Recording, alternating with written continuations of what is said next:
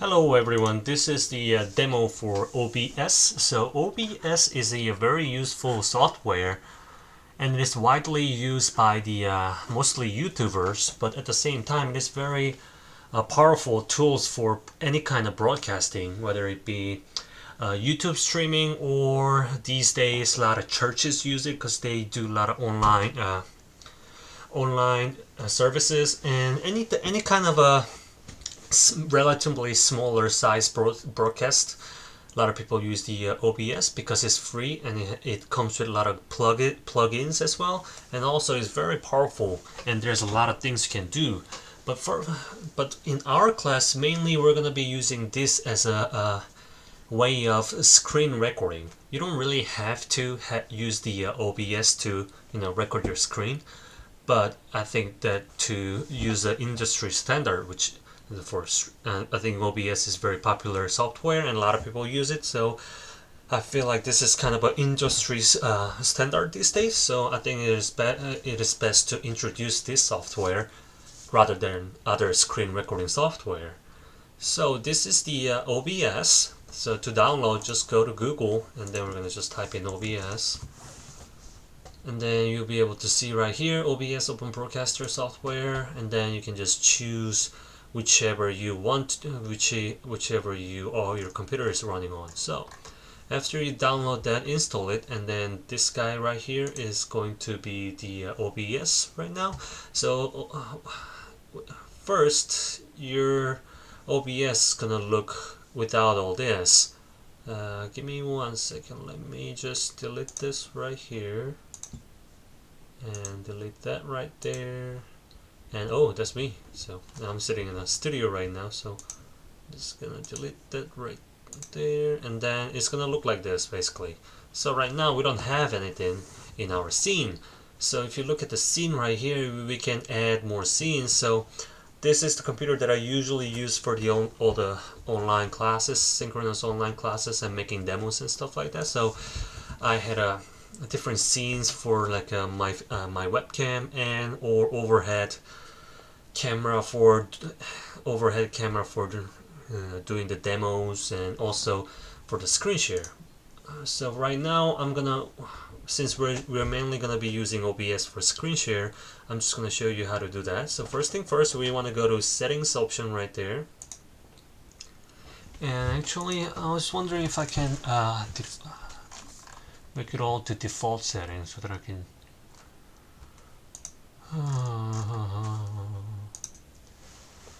so I don't think there's like an option for that, but only thing that we need to worry about is video right here. So make sure that you are your video output is set to 1920 by 1880, so you can just select this right there. And also output scaled resolution is 1:1 resolution, so set that to 1920 by 1080. And downscale filter, this is fine. And when it comes to the common FPS values, it is better to have 60 FPS, but if your computer is not capable of doing it, or your computer gets overheated when you record your screen, just set it down to 30 and it'll be just fine. So make sure you do that, and also go to output, and there should be, don't worry about the streaming because we're not going to be streaming, but go to the recording, and then set the recording path. Right now I think I set it as one of my hard drive. And then recording quality, you might want to select the high quality medium file size. And then recording format, MP4 is preferred these days. Back in the day we used to use AVI or MKV, but these days MP4 is most common video file types, so make sure you choose that MP4. And then encoder is going to be different by your computer settings. Right now I have a separate video card, so that is why it's showing me this. But if you don't have anything, X2 to 64 is perfectly fine, so just choose that. And in fact I'm just going to choose that. Well, I'm going to choose this one instead. And then after that you should be able to get going. So make sure that recording pad is somewhere that you're familiar with, and high quality MP4 and encoder X264 is fine, and video, make sure that this resolution is correct, and just hit OK. So first thing first, I'm gonna explain this guy right here. This is the scene. We're not gonna be messing around them much. We might get into the OBS streaming at the end of the semester, but right now we're just gonna not worry about it. But what we're gonna be spending most time is sources right here. So here you can click this guy, and then it gives you a lot of options here. So what you can do is you can play around different things. You can put the images here. You can even put like a browsers. A lot of streamers use this for like a live chatting functions. So when you stream online, Twitter, or not Twitter, what's it good? Twitch, yeah, Twitch or YouTube gives you like a link for your live chat. You can always put that in the browser section, and then you can manually set the live chat right here, and there. And audio input capture, and basically your mic just getting the audio output capture. I'm not too sure what that is. Display, and then blah blah blah. So main thing that we're going to be working on is display capture, which is to display, which is to capture the display. So we're just going to hit that, and it's going to ask us to which display that we want to capture. So I'm gonna come back here. So I'm just gonna call it, main screen. Hit OK, and it's gonna ask you if you have more than one display. It's gonna ask you which display you want to capture, but most of you will only have one monitors or display. If you're using a laptop, you're only gonna have one. So just select the one that you're using as a main or what you want to capture, and then just hit OK. So this is it. Now if I were to put this back, and then I'm just gonna make it smaller so that you can see. Oh no, I don't want that. It is basically showing everything that I have on this screen right here. This is kind of trippy, but anyway. So if you wanna record this, now that you got the main screen set up, you need to worry about the mic and aux section right here. Section right here. So on top of here, I just muted this. The desktop audio is whatever that is coming out of your computer. It's gonna capture. OBS is gonna capture. So if you have like a YouTube playing on the background and trying to capture your presentation with your voice, it's gonna get baked into it. So what you want to do is you just want to mute it out so that we don't hear any sound that is coming out from your computer. For your presentation, we're gonna be using this mic instead. So make sure that you have one of these. If you don't, just contact me, because that's a big problem that we need to solve. But if you have this mic aux and you see that this mic is hot right now, as I speak, it goes up and down and here and there. So, but if this bar is not moving, you need to select the correct microphone. So to do that, you just select this gear button right here, go to properties, and then just select the device. So if you have multiple microphone, you're gonna have to try one each time and then see if this thing is active. So right now mine is working very well, hopefully. Oh yeah, it is recording. Sorry, I thought the recording stopped.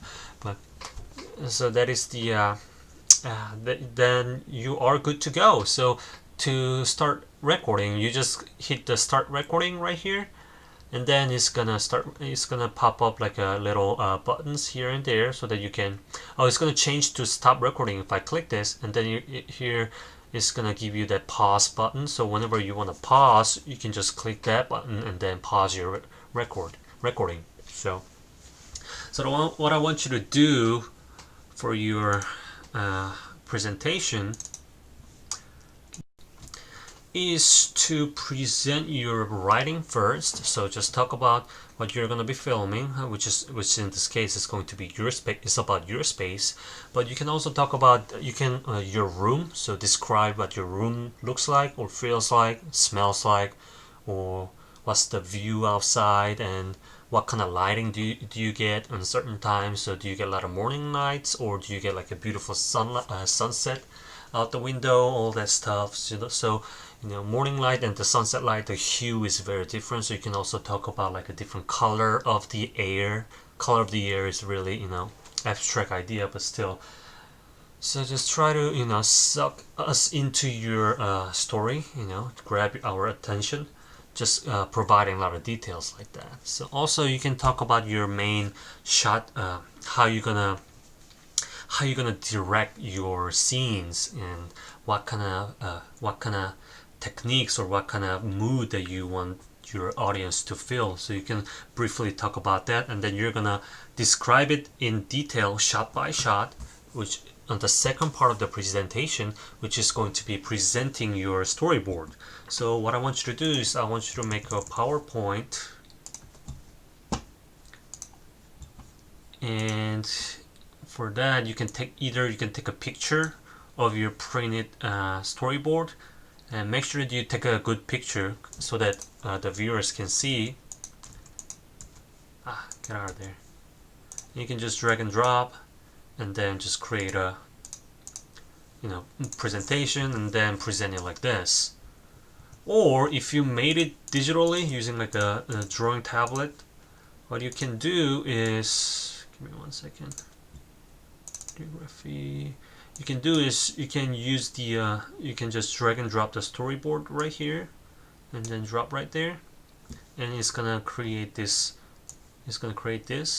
So you can always drop it in, and then just center it, and then present it like this. So in this stage, you're gonna present it. You're gonna talk about you're gonna describe each scene, each shots, and then you're gonna talk about your reasons and purpose behind the shot size and camera angle and shot framing.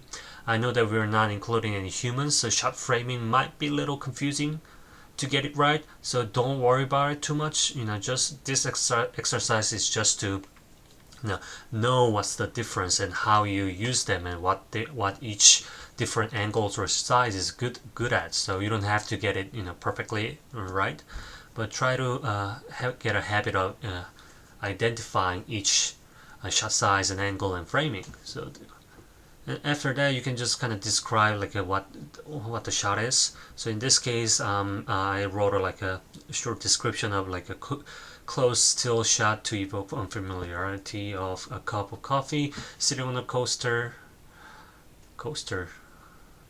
along with the half-eaten breakfast in the background, out of focus, which is going to be blurred. So this is not going to be the the focal point. And it is shot with ground level angle to imply its importance. So camera angle is ground level. So ground level angle is usually kind of show that the subject matter is important. So I'm doing that, and the purpose is it is the very beginning of the video, introducing my room through the objects around, instead of just giving them like a wide shot and then showing everything. I'm just gonna reveal it one by one, so that it evokes the curiosity among the audience, and to evoke curiosity and grab audience's attention. And then duration is going to be 5 seconds. So I'm gonna make it really everything 5 seconds, maybe. As I get close to at the end, I might make the durations a little bit shorter, so that the transition pace gets faster. But the reason why I'm doing the slow transition pace is because it's morning, everything is slow, and it's right before I get really busy for classes and stuff like that. So I'm having a cup of coffee with a breakfast, just catching up like a current events, or watching YouTube. So that is why I want I want that kind of mood and emotion to get across via my video. So intended mood and emotion would be calm and also curious.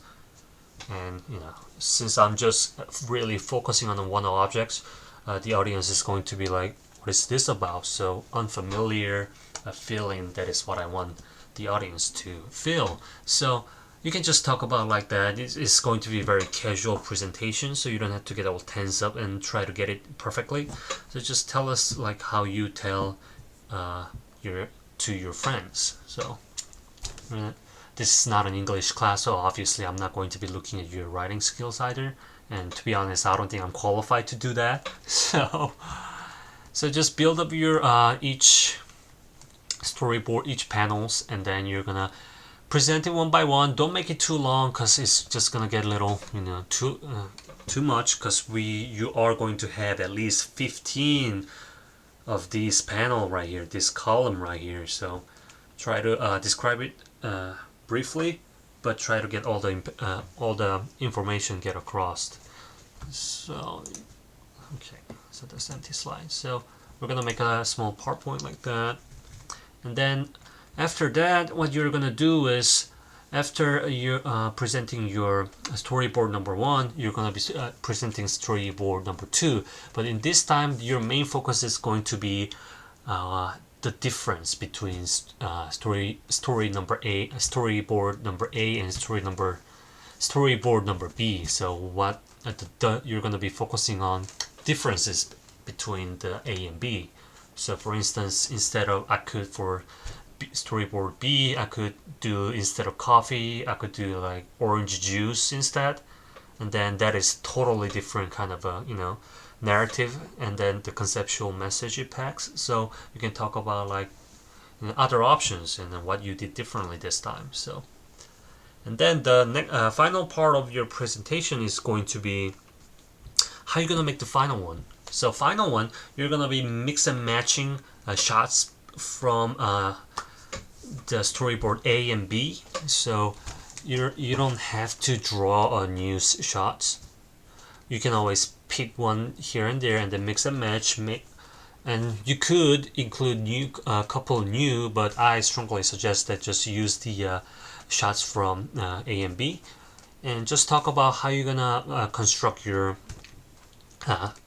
film by doing so. So the third one is going to be the very final, and just you don't have to talk about it that much. Just tell us about which shots are your favorite and which are not too sure about, and then what you want to do, what you are going to do for the third one. So it doesn't have to be grandeur or anything like that. You don't have to have a big plan, but just tell us about what you learned from doing this exercise and how you are going to do it differently for the final one.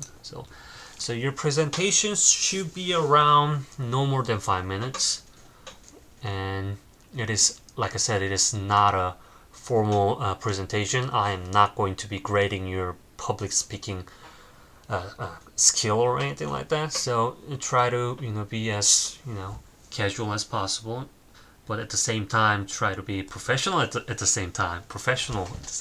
I know it's it is confusing and a lot to ask, but you really don't have to be stressed out because of this presentation. So, and plus you don't have to show your face, so that is great. So okay, so that is it for the presentation. And after you finish your presentation, what you're gonna do is you're gonna hit that stop recording button right there, and then depending on your computer's capability, sometimes it'll encode it right away, but sometimes it might take a few minutes to a few hours. So if that is the case, it's gonna show that it's still encoding, and just give it a few more minutes or a few more hours, then it's gonna finish the encode, and then it's gonna save the video file to desired location. Not desired location, but the location that you set the output setting right here. So which is going to be E drive, which happens to be my classroom hard drive right here. So that is my video right there that I just made, and then you're gonna upload this to YouTube channel, and then you're gonna name it presentation, and details on uploading your video, your presentation to your YouTube channel is on the Blackboard. So just follow this step and you should be able to upload it easily. And then after that, what you're gonna do is you're gonna embed your YouTube video to the discussion board that I created for the presentation. So all this instruction is on the blackboard, so you should be able to find it easily and do it easily. It's really easy. And at the same time, after that, what you're gonna do is give response to at least 3 of your classmates' presentation. So your response has to be constructive. So you can highlight the strength of someone else's project proposal, or you can also give like suggestions, or throw an idea. Hey, what about you try this and that? So uh, be professional as well. But sometimes I've never seen a student being outright rude on a discussion board, so I don't think that's gonna happen in this case in this class either. But still, be professional and be constructive on your critiques. So, and each critiques has to be at least a paragraph. I know that a lot of times it gets you're just repeating the same thing 3 times, but still try to really capture the strength of each person's proposal. And I think that you're gonna learn a lot from your class peers as well. So that is important, and I will be grading those responses as a participation score grade. So make sure that you write a full paragraph, constructive and constructive responses to at least 3 of your classmates. You're always welcome to respond to 5 of your classmates. Obviously, that's gonna give the positive impact on your participation grade, but it is up to you. So that is it for the presentation, and if you have any question, you know how to reach me. You can always text me or email me. Text is usually better. If you text me within my office hours, I will be responding right away. So if you need like a help, if you have a question and you need to answer right away, just give me a text. But the number that I listed on the syllabus is a text only number, so you won't be able to call me. So I mean, even if you call me with my number, I won't be answering. So just shoot me a text and then I'll help you out. Alright, that is it, and I hope you guys have fun with this presentation. I know presentation can get a little stressful, but you really don't have to be stressed out about this presentation. So you should, I believe that you guys will do all great. Alright, I'll see you guys later on the next demo. Come on.